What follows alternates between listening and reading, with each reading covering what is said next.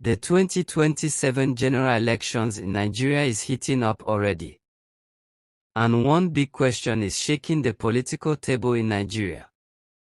Can former President Goodluck Jonathan return, create an upset, and actually beat Bola Ahmed Tinubu at the polls? Welcome to the People's Mic, Naija, where we strip away the noise and break politics down to the real issues that matter. I'm your host, Gigi. In 2015, Jonathan lost to Muhammadu Buhari in what was then described as the most keenly contested election in Nigeria's history. Jonathan conceded defeat, even while the votes were still being counted, earning international praises for putting Nigeria above personal ambition. But now, the whispers are growing louder that Jonathan might decide to contest in 2027. Some political insiders have even confirmed that Jonathan has confided in his very close associates that he is definitely staging a comeback in 2027. But others dismiss the claim as a political fantasy. So, let us break this down. Tinubu will be running as the sitting president in 2027.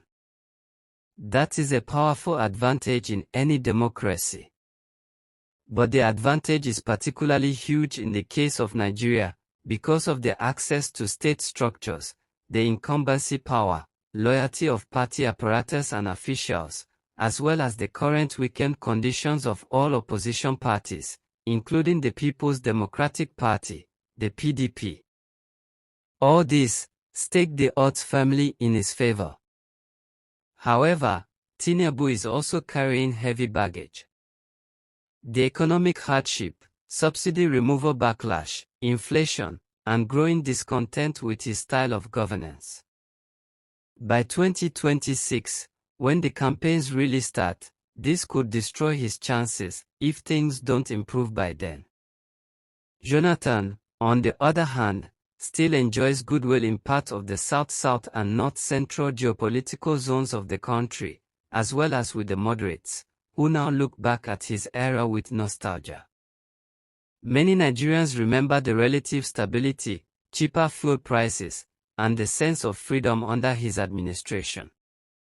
His brand is softer compared to Tinubu's strongman style. And with Nigerians reeling under the aggressive politics of the Jagaban, Jonathan could market himself as the humble statesman ready to heal divisions. But here's the catch. Jonathan already served one full term. Constitutionally, he can only do one more term of 4 years. This means his presidency would be short-lived, and that could be both a weakness and a strength.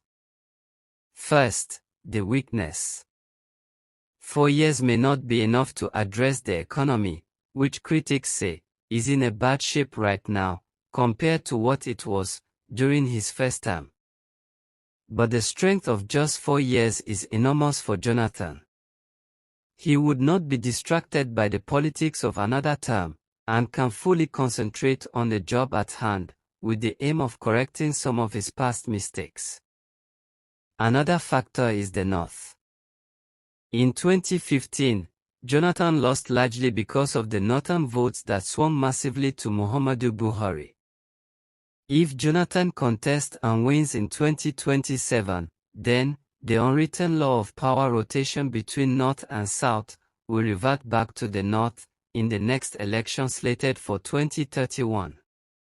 Jonathan is therefore the surest bet for power to go back to the North at the earliest possible time than the non-binding promise of 4 years by Peter Obi. Let us now consider some factors that could guide us on how the president is elected. No Nigerian president, since the advent of the present Fourth Republic in 1999, has been elected without winning Kogi and Kwara states. No Nigerian president since 1999 has been elected without winning at least 3 out of the 5 biggest states of Lagos, Kano, Katsina, Rivers, and Kaduna states. Tinubu is the only one who won only 1 out of the 5 states and still got elected. with the biggest bloc votes coming from the Northwest geopolitical zone. Winning the zone is very crucial to becoming the president. Only Jonathan became president in 2011, without winning any of the 7 states in the zone. Religion plays a major role in who becomes the president. Again, it is only Tinubu that defied this age-long tradition, where 2 Muslims are both president and vice president, instead of the alternating positions between a Muslim and a Christian, which had existed since independence in 1960, except for the ill-fated Abiola-Kinibe combination in 1993. Of equal importance is tribe in Nigerian politics. Jonathan is the first and so far, the only one, elected as president, not to come from any of the 3 major tribes of Hausa, Yoruba, or Igbo. Let us now look at the possible platforms under which Jonathan can contest, if he decides to run. He cannot join the APC. He will clash directly with Tinubu. So, the APC is not an option. If he returns to PDP, he will clash head-on with the party's strongman, Nyesom Wike, the present Minister of the Federal Capital Territory, who has already declared his support for his present boss, President Bola Tinubu of APC, even though he, Wike, is a member of PDP. And if Jonathan joins a third force like Labour Party or ADC, Peter Obi and Rotimi Amici, not to talk of Atiku Abubakar, will be waiting for him. The trio have gone too far to entrench themselves in the fabrics of the party.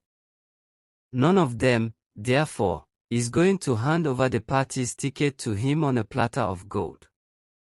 So, where can Jonathan pitch his tent? A new party entirely. Can Jonathan mobilize enough grassroots structure in about 1 year to challenge Tinubu's APC machinery nationwide? Remember, Nigerian elections are not just about popularity. They are about structure, money, and alliances. The certainty of serving the 4 years of one term would definitely be attractive to the North. With some grumbling becoming noticeable about how Tinubu is handling their affairs, the North may shift their allegiance to Jonathan, even if only to ameliorate their role in his defeat in 2015. If Jonathan enters the race, this would certainly split the opposition votes, making it easier for Tinubu to win again. Can he therefore unite the opposition forces and emerge as their torchbearer? In other words, if all the stars align, and Jonathan is left alone to face Tinubu, can he create an upset in 2027? If the presidential election is held today, the safe bet will be on Tinubu retaining his seat. But, as they say, 24 hours is a long time in politics, and the 2027 presidential election, slated for February 2027, is more than 17 months away. So, can Jonathan defy the odds and become the president in 2027 if he decides to come back? Or, would Tinubu consolidate power and remain in office beyond 2027? Leave your answers in the comment section. Kindly like and share. This is the People's Mic, Naija, on Politics Without the Noise. I remain your host, Gigi. See you in my next video.